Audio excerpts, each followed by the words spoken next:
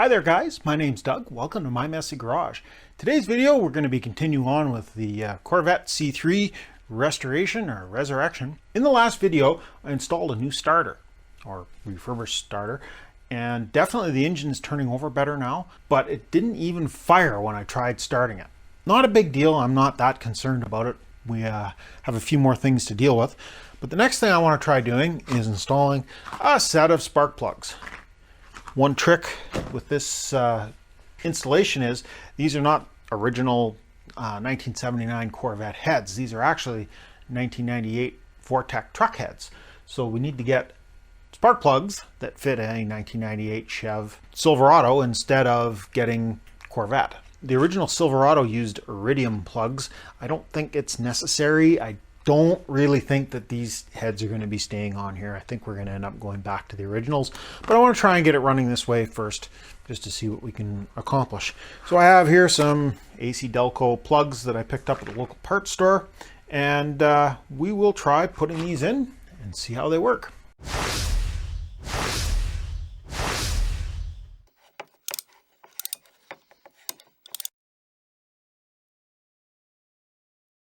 The Corvette uses ram horn style exhaust manifolds. You can see that it comes up over top of the spark plugs, down into the center, and likewise from the front, and dumps into the center.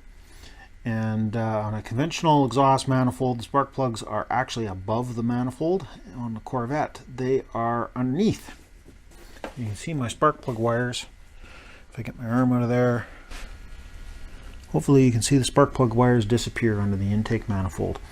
Now, I've changed plugs on this car a few times in the time that I've had it, and what I find is the front two spark plugs are easier to do from up above, and generally the back two, especially on the driver's side, this side's not too bad to get at, but the driver's side, the brake booster's there, and it's much easier to do those back two spark plugs from underneath the car. That's why I left it jacked up in the air when I changed the starter out the other day. So let me set you up on a stand. We'll change out some spark plugs here.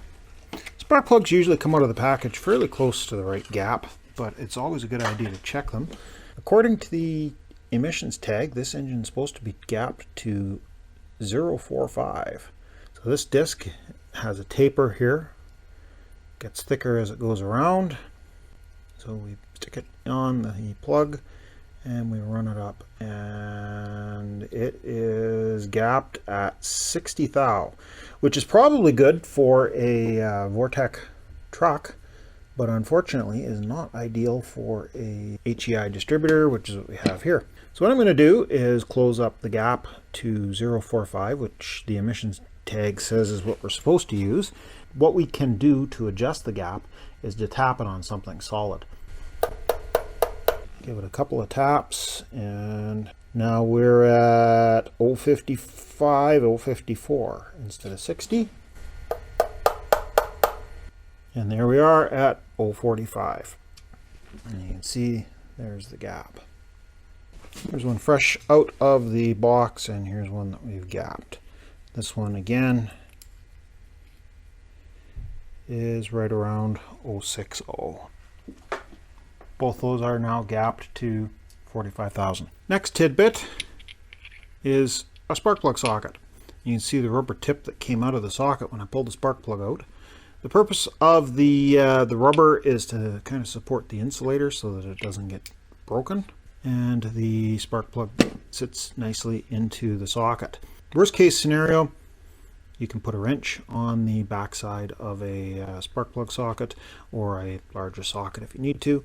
And an extension. This is a wobble type extension, and you'll notice that if we push it in all the way, it is nice and solid. But if you let it come back just a little bit, now it acts almost like a universal. Not quite as extreme, but still gives us a little bit of slack if we need to not be quite straight on whatever we're removing. Pull the spark plug lead off. The spark plug wires look like they're in fairly decent shape. I'm pretty sure they were replaced when the work was done on the engine, and really there hasn't been any miles put on the car. Very few miles put on the car since the engine work was done. I expect these Spark plugs are going to be completely black and fouled with carbon, simply because the engine is running so rich. Definitely looks rich to me.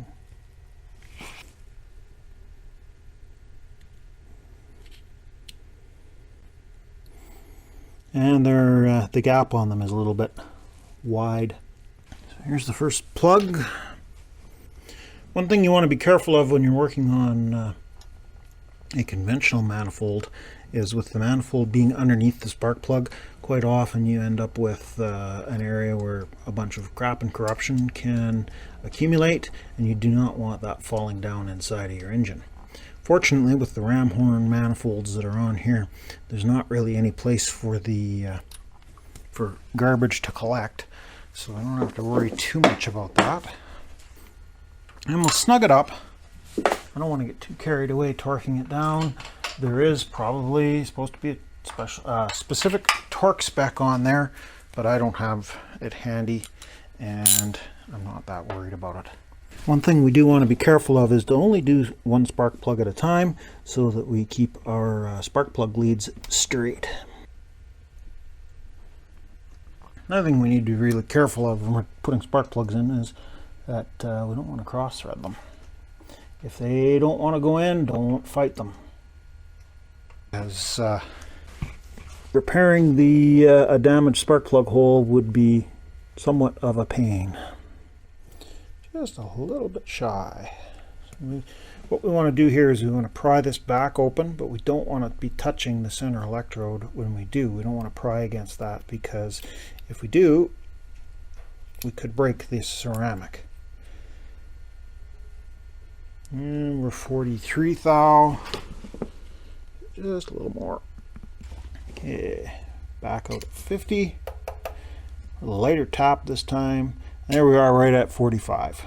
Well, 46. There we go. Now, if you've got the spark plug going into the hole properly, you should be able to thread it in almost entirely by hand. You shouldn't need to put much pressure on it with the ratchet, other than the final tightening. 3 down, 5 to go. I'm going to stop it here, as you guys don't need to see me changing 4 more spark plugs, and I'll bring you back when I'm ready to try firing the car up. I've got all 8 spark plugs installed. As I suspected, the back 2 on the other side I had to do from the bottom. This side I was able to get all 4 from the top. I've got the distributor set pretty close to where it was the other day when we had the car running almost okay. So why don't we get in and see if it'll fire up now.